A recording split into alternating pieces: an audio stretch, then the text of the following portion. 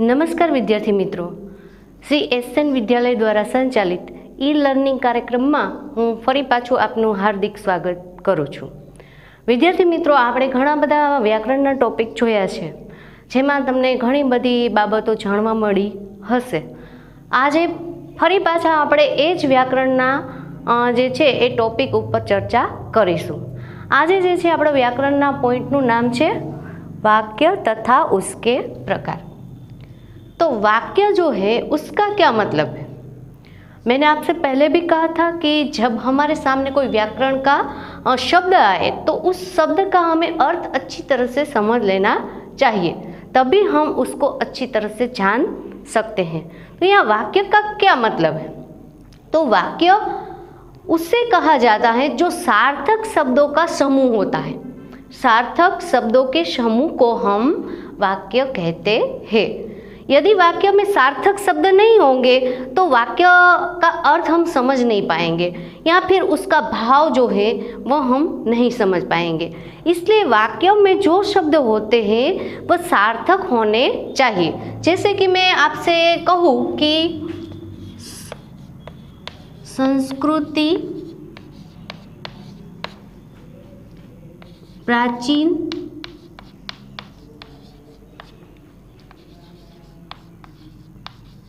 भारत की, तो यहाँ शब्द है संस्कृति प्राचीन भारत की, तो यहाँ पर शब्द है लेकिन सार्थक शब्द नहीं है।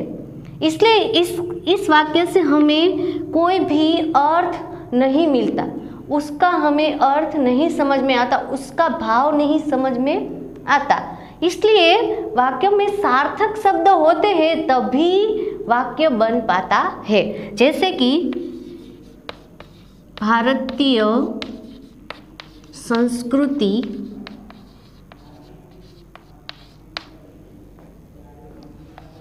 अति प्राचीन है। भारतीय संस्कृति अति प्राचीन है। तो यहाँ पर आप देखिए, पहला वाक्य देखिए कि संस्कृति प्राचीन भारत की, तो यहाँ पर हमें कोई अर्थ नहीं मिलता। लेकिन यहाँ पर भारतीय संस्कृति अति प्राचीन है, तो यहाँ हमें एक सार्थक शब्दों का समूह मिलता है, इसलिए उससे वाक्य कहा जाता है, जिसमें से कोई अर्थ निकलता है और उसका भाव हमें समझ में आ जाता है। ऐसे सार्थक समूह को हम क्या कहते हैं? वाक्य कहते हैं। आपको अच्छी तरह से याद रखना है, सार्थक समूह, शब्दों के सार्थक समूह को हम वाक्य कहते हैं। शब्दों के सार्थक समूह को, सार्थक समूह को वाक्य कहते हैं। वाक्य में सभी शब्द सार्थक होंगे तभी हम जान पाएंगे कि वाक्य का क्या अर्थ है। तो वाक्य की बात करें तो वाक्य में उसके दो घटक हैं। वाक्य के दो घटक हैं। पहला है उद्देश्य और दूसरा है विधेय। वाक्य को समझने से पहले हमें उसके दो शब्दों को समझना बहुत जरूरी है। सबसे पहला है उद्देश्य और दूसरा है विधेय। तो उद्देश्य का क्या मतलब है? तो वाक्य में जिसकी बात कही गई हो, वाक्य में जिसकी बात कही गई हो वह वाक्य का उद्देश्य है। और विधेय यानी कि जिसके बारे में कुछ कहा जाता है, उद्देश्य के बारे में जो भी कुछ कहा जाता है वह विधेय है। जैसे कि राम वन में जाते हैं। राम वन में जाते हैं, तो यहाँ पर बात किसकी कही गई है? तो राम की कही गई है। तो राम जो है वाक्य का उद्देश्य है। जिसकी बात कही गई हो वह उद्देश्य कहलाता है। यहाँ पर राम जो है वह हमारा उद्देश्य है और विधेय यानी कि जिसके उद्देश्य के बारे में जो कुछ भी कहा जाता है। तो यहाँ वन में जाते हैं वह विधेय है, वन में जाते हैं वह विधेय है। उद्देश्य में कर्ता तथा कर्ता का विस्तार, विशेषण आदि शब्द आते हैं। उद्देश्य में क्या आता है कि कर्ता आता है, यानी कि जो कार्य करता है वह आता है, और उसका विस्तार यानी कि विशेषण। यहाँ पर राम जो है उसके हम आगे विशेषण लगा दे तो परोपकारी, तो यह क्या हो गया, यह एक विशेषण हो गया। तो यहाँ पर कर्ता और कर्ता का विस्तार उद्देश्य में आता है, और कर्ता का विस्तार यानी विशेषण।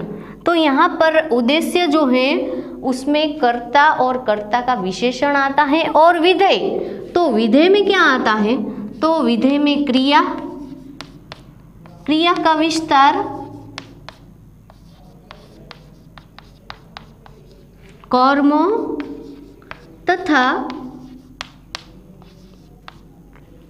क्रिया विशेषण।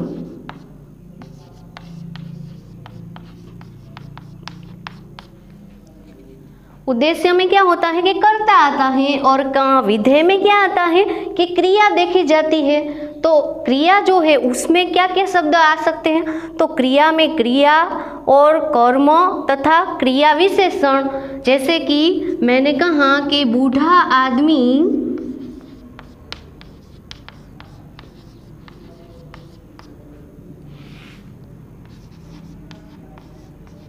धीरे धीरे चलता है, बूढ़ा आदमी धीरे धीरे चलता है। तो यहाँ आदमी की बात हो रही है, तो यह हमारा उद्देश्य हो गया। और बूढ़ा जो है वह विशेषण है, और वह कर्ता का विस्तार बताता है। कर्ता का विस्तार करने के लिए यहाँ पर आदमी है, तो वह कैसा है, तो कि बूढ़ा है। तो यह जो है हमारा पूरा जो है वह उद्देश्य हो गया, क्योंकि उद्देश्य में क्या क्या आता है, कर्ता और कर्ता का विस्तार यानी कि विशेषण आता है, और जिसकी बात कही गई हो उससे हम क्या कहते हैं, उससे हम उद्देश्य कहते हैं। और विधेय में क्या आता है, तो विधेय में हमारे सबसे पहले क्रिया और क्रिया का विस्तार यानी कि क्रिया विशेषण। तो यहाँ जो चलता है वह क्रिया हो गई हमारी, चलता है वह एक क्रिया हो गई, और धीरे धीरे चलता है वह हमारा क्या हो गया, क्रिया विशेषण हो गया। तो यहाँ पर उद्देश्य को आपको अच्छी तरह से समझना है। उद्देश्य यानी वाक्य में जिसकी बात कही गई हो उसे हम उद्देश्य कहते हैं। और विधेय यानी कि उद्देश्य के बारे में जो कुछ भी कहा जाता है उससे हम विधेय कहते हैं।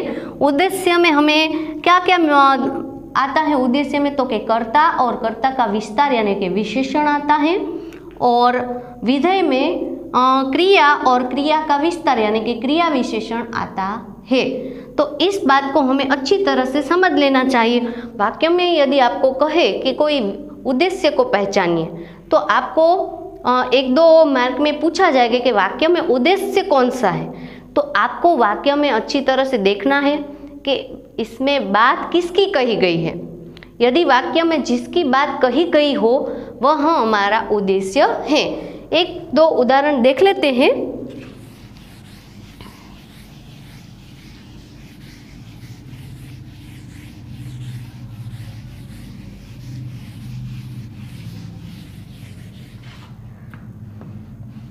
जैसे कि हमारे हिंदी के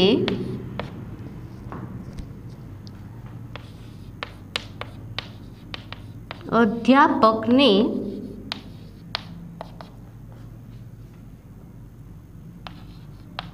हमें मनोरंजक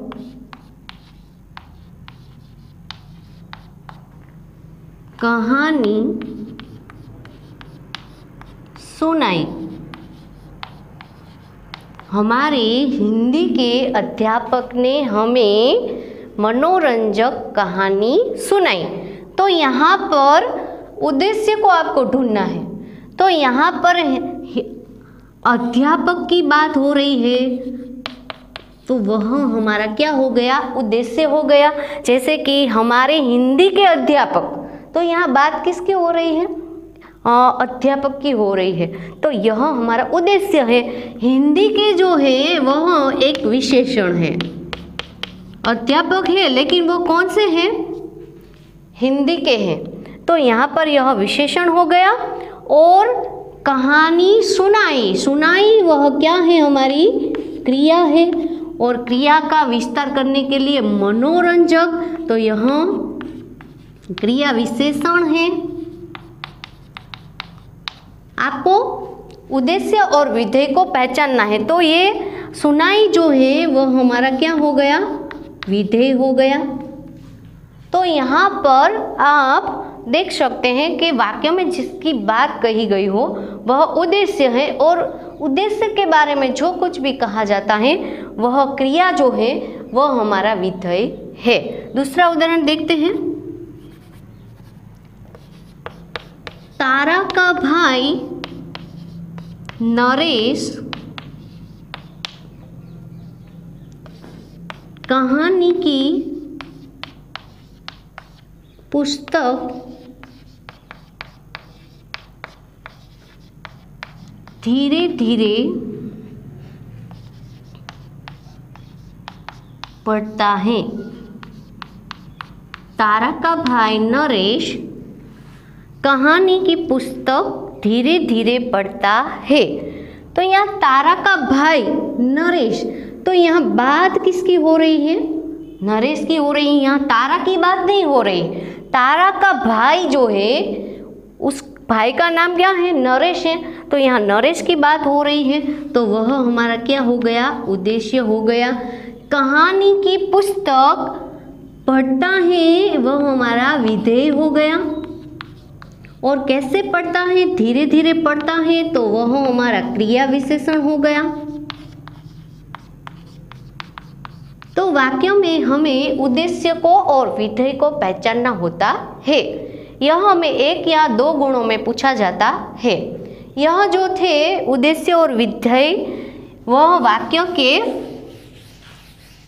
तत्व थे, वाक्यों के घटक या तत्व कहा जाता है।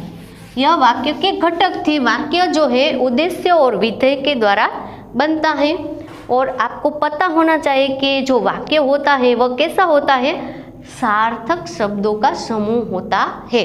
उसमें सार्थक शब्दों को ही लिया जाता है, निर्थक शब्दों का प्रयोग नहीं किया जाता। यदि हम निर्थक शब्दों का प्रयोग करते हैं तो हमें उसका अर्थ बिल्कुल समझ में नहीं आता है। लेकिन हम सार्थक शब्दों के समूह को लेते हैं तो यह हमें उसका अर्थ अच्छी तरह से समझ में आ जाता है। इसलिए वाक्य का मतलब है कि सार्थक शब्द के समूह को वाक्य कहा जाता है। अब हम उसके प्रकार के बारे में बात करेंगे। वाक्य रचना की दृष्टि से वाक्य के दो भेद हैं। वाक्य रचना की दृष्टि से वाक्यों के जो प्रकार जो हैं वह दो रूप से पाड़े जाते हैं, जैसे कि अर्थ के आधार पर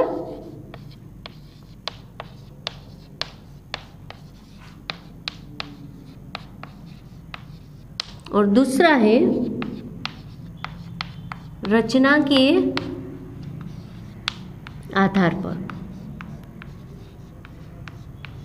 वाक्य रचना की दृष्टि से देखें, वाक्य के स्वरूप की दृष्टि से देखें तो वाक्य के दो भेद है, अर्थ के आधार पर वाक्य के प्रकार और रचना के आधार पर वाक्य के प्रकार। तो आज हम अर्थ के आधार पर वाक्य के प्रकार के बारे में बातचीत करेंगे। अर्थ के आधार पर वाक्य के 8 प्रकार हैं। अर्थ के आधार पर वाक्य के 8 प्रकार हैं, उसमें से हम 4 प्रकारों के बारे में अभ्यास करेंगे। सबसे पहला है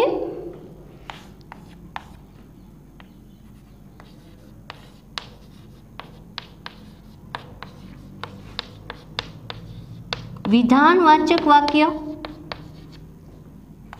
दूसरा है निषेधवाचक,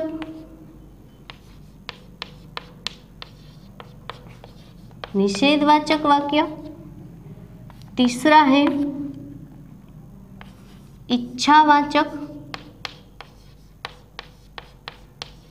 इच्छावाचक वाक्य, चौथा है प्रश्नवाचक वाक्य। 8 प्रकार हैं।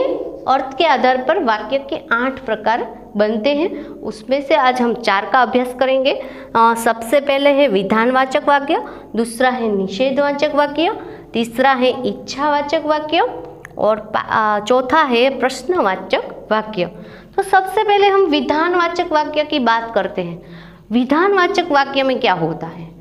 तो विधानवाचक वाक्यों में किसी वाक्य में एक हकीकत को दर्शाया जाता है, उसका वर्णन किया जाता है। एक क्रिया जो है वह हुई है उसका हमें निर्देश करता है।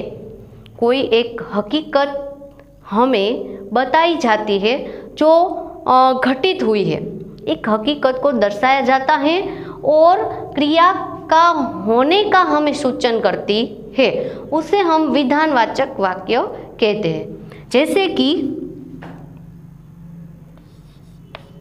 पेड़ हमें स्वच्छ जलवायु देते हैं। पेड़ हमें स्वच्छ जलवायु देते हैं। तो यह एक हकीकत है, एक हकीकत का निर्देश करता है। विधानवाचक वाक्य किसी एक हकीकत को निर्देश करता है या फिर कोई क्रिया हुई हो उसके बारे में हमें सूचित करता है। जैसे कि पेड़ हमें स्वच्छ जलवायु देते हैं, तो यह एक हकीकत है।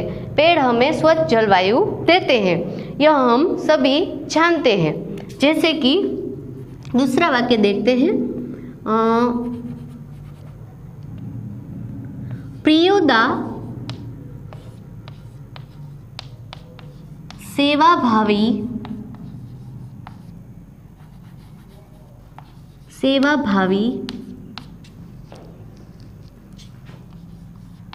लड़का है। प्रियोदा सेवाभावी लड़का है। कोई एक लड़का जो है उसका नाम है प्रियोदा, वह सेवा भाव करता है, सेवाभावी यानी कि सबकी सेवा करता है। तो यह एक हकीकत है। तो इसके बारे में जो हमें किसी एक हकीकत के बारे में हमें बताते हैं उसे हम क्या कहते हैं? विधानवाचक वाक्य कहते हैं। यहाँ कोई क्रिया जो हुई है उसके बारे में हमें बताते हैं। जैसे कि मैं अहमदाबाद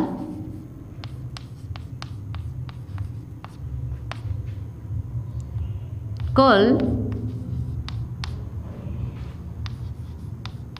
जाऊंगा।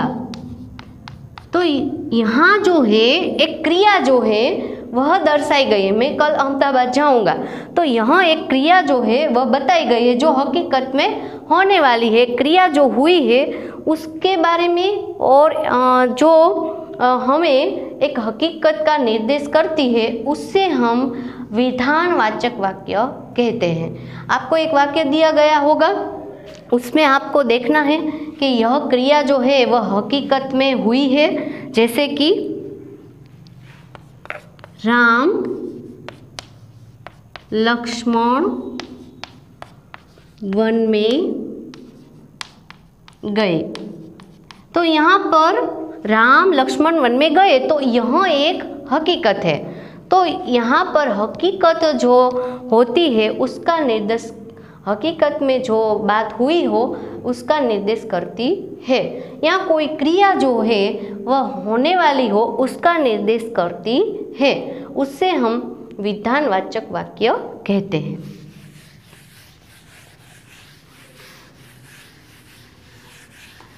विधानवाचक वाक्यों में किसी प्रश्न का भाव नहीं होता, किसी आश्चर्य का भाव नहीं होता। कोई एक क्रिया जो हुई है उसका हकीकत में निर्देश जो है वह करती है। हकीकत को निर्देश करने वाले जो वाक्य होते हैं उसे हम विधानवाचक वाक्य कहते हैं। दूसरा है निषेधवाचक वाक्य। निषेध यानी कार्य के न होने का हमें बोध देती है। कार्य के न करने का या न होने का हमें बोध देती है, उससे हम निषेधवाचक वाक्य कहते हैं।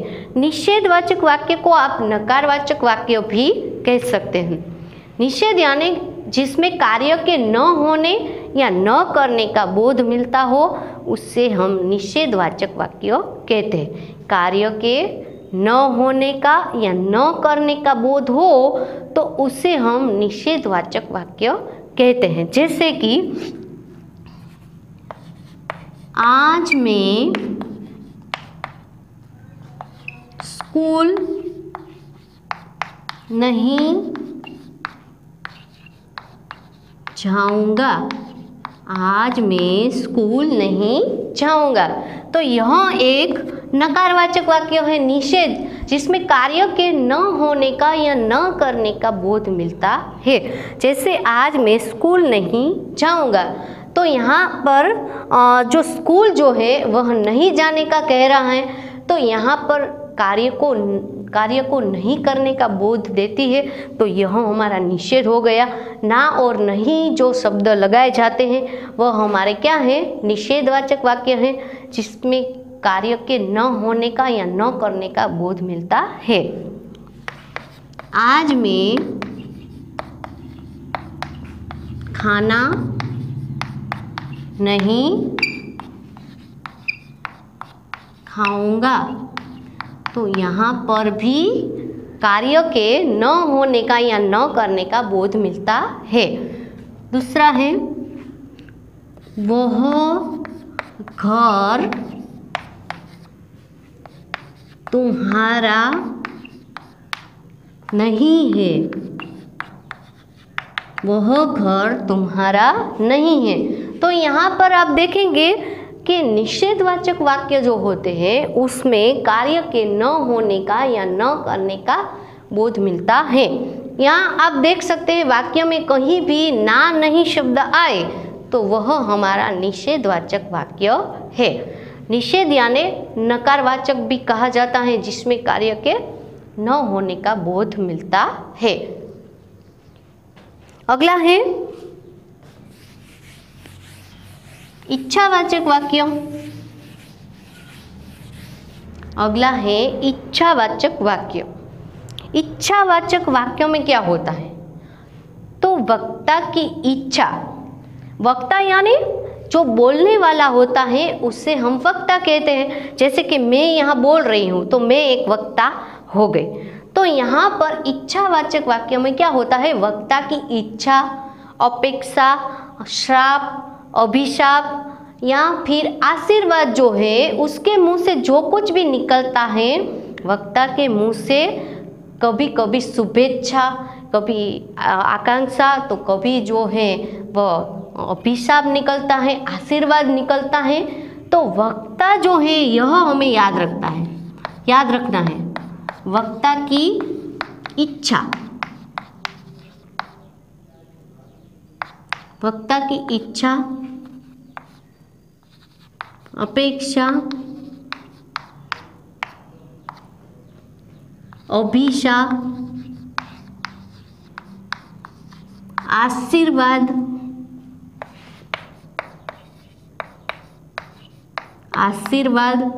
आदि जो है भाव अभिव्यक्त होते हैं उसे हम इच्छावाचक वाक्य कहते हैं। इच्छा यानी वक्ता की इच्छा हमें देखनी होती है। यहाँ कभी कभी वक्ता जो है वह गुस्से में आ जाता है तो अभिशाप दे डालता है, कभी जो है वक्ता जो है खुश हो जाता है तो वह आशीर्वाद दे डालता है। तो यहाँ पर इच्छावाचक वाक्य में आपको यह देखना है कि वक्ता जो है वह क्या बोलता है, वक्ता की इच्छा को अभिव्यक्त किया जाता है, उसे इच्छावाचक वाक्य कहते हैं। जैसे कि आपकी यात्रा मंगलमय हो, आपकी यात्रा मंगलमय हो। तो यहाँ वक्ता जो है शुभ आशीष दे रहे हैं। कोई व्यक्ति जो है यात्रा में जा रहे हों तब उससे शुभकामना दे रहे हैं कि आपकी यात्रा मंगलमय हो, यानी कि आपको यात्रा में किसी भी प्रकार का जो है अकस्मात न हो, इसलिए वो शुभकामना दे रहा है कि आपकी यात्रा मंगलमय हो। लेकिन कभी कभी वक्ता जो है वो गुस्से में आ जाता है या फिर उसका जो है किसी को अभिशाप भी दे डालता है, जैसे कि भगवान करे तुम्हें नरक में भी जगह न मिले। कभी कभी वक्ता जो है वो गुस्से में आ जाता है तो अभिशाप दे डालता है, जैसे भगवान करे तुम्हें नरक में भी जगह न मिले। तो यहाँ वक्ता जो है वो अभिशाप दे रहा है। तो वक्ता की जो है शुभकामना, इच्छा, अपेक्षा और अभिशाप जो है उससे हम इच्छावाचक वाक्य कहते हैं। जैसे कि भगवान करे तुम्हें लंबी आयु मिले। तो यहाँ पर वक्ता जो है वह आशीर्वाद दे रहा है कि भगवान करे कि तुम्हें लंबी आयु मिले, यानी कि तुम 100 साल जियो, ऐसी वह जो है आशीर्वाद दे रहा है। तो यहाँ पर इच्छावाचक वाक्य में आपको यह ध्यान में रखना है कि वक्ता यानी बोलने वाला जो व्यक्ति होता है उसकी इच्छा क्या है। वक्ता की इच्छा जो है उसको हम इच्छावाचक वाक्य कहते हैं। जैसे कि गुरुजी आ जाए तो अच्छा है। गुरुजी आ जाए तो अच्छा है। तो यहाँ पर वक्ता की इच्छा क्या है, उसकी अपेक्षा क्या है कि गुरुजी आ जाए तो अच्छा है, क्योंकि गुरुजी उनको पढ़ाते हैं, इसलिए यहाँ पर वक्ता की इच्छा यह है कि गुरुजी आ जाए तो हमें पढ़ने लिखने में आसानी रहेगी। इसलिए यहाँ वक्ता की अपेक्षा जो है वह क्या है कि गुरुजी आ जाए तो अच्छा है। तो यहाँ पर इच्छावाचक वाक्य में आपको क्या ध्यान में रखना है, वक्ता को ध्यान में रखना है। वक्ता जो है वो क्या बोलता है, वो अभिशाप देता है, आशीर्वाद देता है, उसकी अपेक्षा क्या है, उस भाव को व्यक्त करने वाले जो वाक्य होते हैं उससे हम इच्छावाचक वाक्य कहते हैं।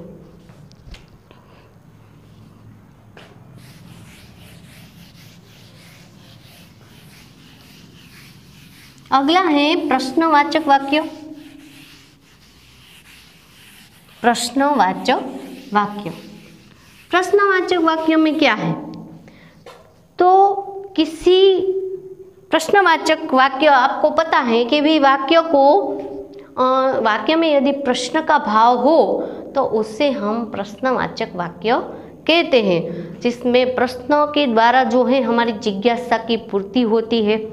प्रश्न पूछते हैं, प्रश्न पूछने की हमें बहुत सी आदत होती है, तो जब हम प्रश्न पूछते हैं तो वह एक प्रश्नवाचक वाक्य है। जैसे कि प्रश्न के द्वारा जो है वाक्य रखा जाता है तो उससे प्रश्नवाचक वाक्य कहते हैं। जैसे कि इस नगरी का राजा कौन है, इस नगरी का राजा कौन है। तो यहाँ पर जानने की जो जिज्ञासा है और उस जिज्ञासा को हम पूरी करने के लिए प्रश्न पूछते हैं। वाक्य में प्रश्न का भाव भी रहता है, जिसमें हमें कुछ जानना हो तब प्रश्न पूछे जाते हैं।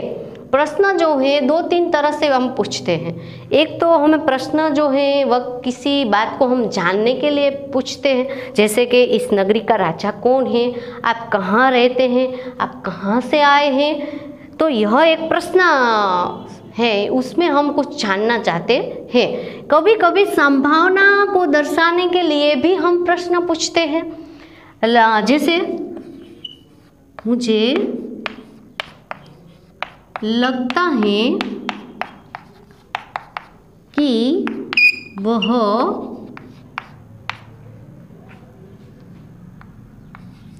राजपुर का है।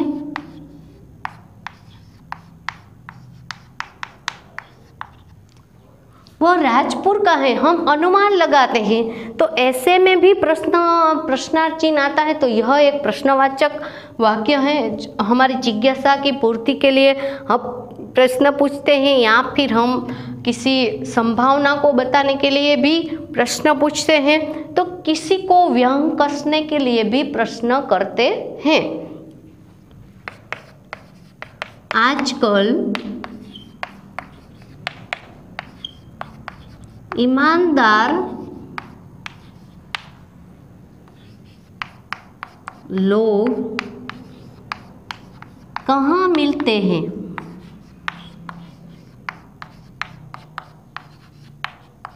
आजकल ईमानदार लोग कहाँ मिलते हैं, तो यहाँ पर व्यंग्य है या हम कटाक्ष भी कह सकते हैं। तो प्रश्न हम पूछते हैं तीन तरह से।